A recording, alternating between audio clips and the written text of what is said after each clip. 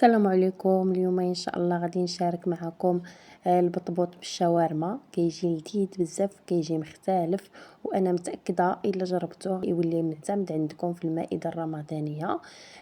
ديروه للفطور ولا السحور. هنا نبدا على بركه الله بالعجينه ديال البطبوط. عندي 2 معالق ديال الخميره، معلقه ديال السنيده، نضيف كذلك كاس ديال الماء دافي ونخليه يتفاعل واحد 5 ديال الدقائق. هنايا عندي 2 زلايف ديال الفورص، عندي زلافه ديال القمح، عندي 2 معالق ديال الزيت. غادي نضيف كذلك داك الخليط اللي تفاعل لي ديال الخميره. هنايا غادي نعجن بالماء دافي. من بعد ما عجنت غادي نضيف الملحه كذلك، ونحاول نجمع العجينه ديالي ونخليها نغطيها ونخليها ترتاح واحد شويه.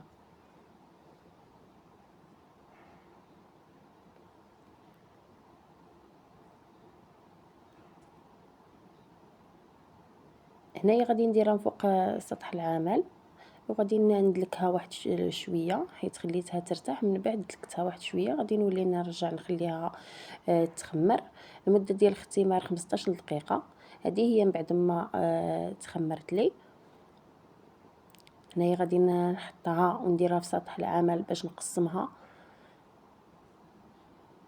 درت شويه ديال السميده وغادي نبدا نقسمها. درت 4 ديال الكرات باش تسهل لي الخدمه بدلاك. هنايا غادي نبقى نرش السميده ونبقى نطلق.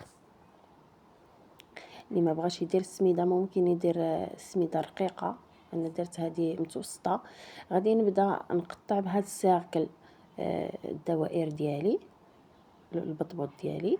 من بعد غادي نبقى نديرو في من فوق واحد اللاطه هكا باش يتخمر. هنايا هاد اللاطه درت خصكم ديروا شي حاجه سخونه باش دغيا يخمروا لكم.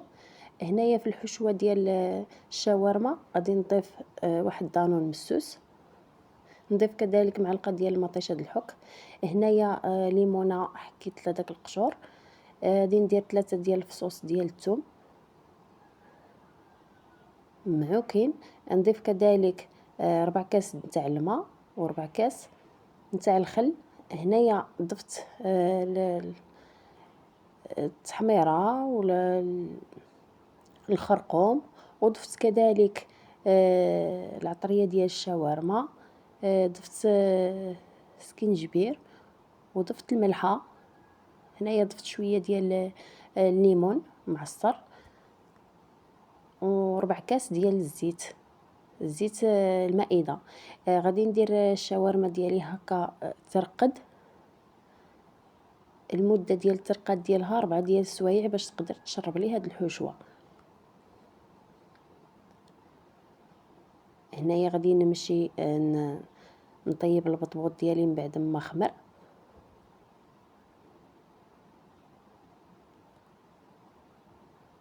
كنخليو المقله تسخن مزيان، عاد كنبداو نطيبوه وكنديروا درجه حراره متوسطه. غادي نبقى نقلب فيه هكا باش ينتفخ ليا. نتوما كتشوفوا كينتفخ باش يجيني خاوي من الداخل.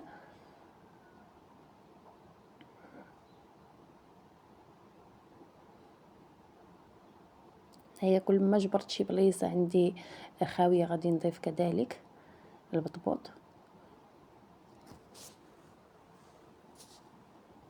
نتوما كتشوفوا كيجي رائع وكيجي خاوي من الداخل.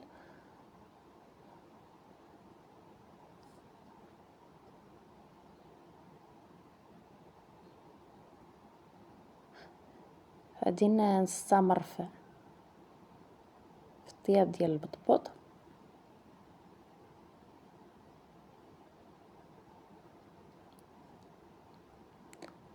دائما كنبقاو نقلبوه هكا، خليوه يطلع غير شويه ونبداو نقلبوه باش يعطينا داك الانتفاخ.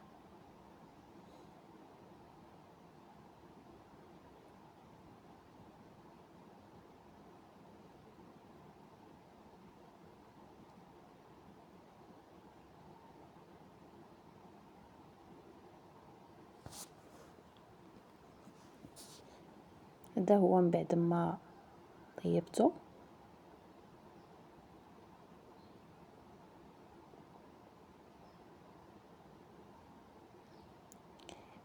هنايا من بعد ما ارتاحت الشاورما ديالي 4 ديال السوايع، غادي نديرو في واحد المقله اللي تكون سخونه ودرجه حراره ديال العافيه تكون مجهده، باش انه يتخلص لي من داك الشاورما، تخلص لي من داك الزوائد ديالها.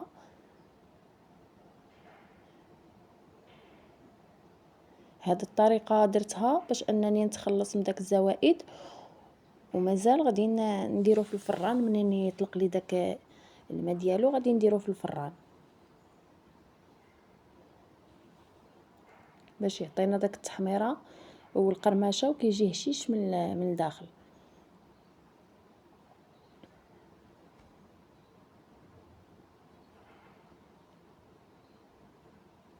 كيجي داك المذاق ديال مدخن مع العطريه ديال الشاورما، وكذلك كيجي عطي واحد البنه ديال الحموضه، كيجي لذيذ بزاف. يجربوه غتعرفوني علاش كنهضر. هنايا من بعد ما هو غادي ما تقلبوهش حتى يطيب من الجهه الفوقيه، عاد وليو قلبوه من الجهه التحتيه. هنايا من بعد ما طاب لي في المقله نص طيبه، غادي نديرو في واحد لاطه وغادي ندخلو للفران. هذا هو من بعد ما خرجته من الفران جا محمر. غادي نشارك معكم الحشوه. انا درت هنايا غير مطيشه، درت لها شويه ديال الملحه، قطعتها درت لها شويه ديال الملحه، وكذلك شلاضه. غادي ندير الشاورما، نبدا نعمر هاد الحشوه ديالي في البطبوط. ندير غير شويه ديال الشلاضه، نتوما ممكن انكم ديروا باش ما بغيتوا. هنايا غادي نشارك معكم واحد الصوص هكا. انا درت واحد الصوص ديال الشاورما اللي درت مايونيز، ضفت عليها 4 ديال الفصوص ديال الثوم، 5 ديال المعالق ديال المايونيز، 4 ديال الفصوص ديال الثوم، وضفت كذلك 2 حبات ديال الكورنيشو، مع 4 كاس ديال الماء، ودرتهم في المكسور حتى تخلطوا واندمجوا مع بعضياتهم. وهي اللي غادي ندير عليهم هاد لاصوص. هذه كترافق الشاورما وكتجي حتى هي لذيذه. هنايا غادي نبدا نعمر البطبوط ديالي. نتوما ممكن تعمروا باش ما بغيتوا، انا عمرته بالشاورما، كيجي الذوق مختلف وكيجي صراحه لذيذ. نتمنى تجربوه. كنشكر كل واحد كيشارك في القناه، وكنشكر كل واحد كيتابعني. نتمنى انكم تتابعوني باش تشاهدوا وصفات جدادين، وكذلك باش انني نستمر معكم.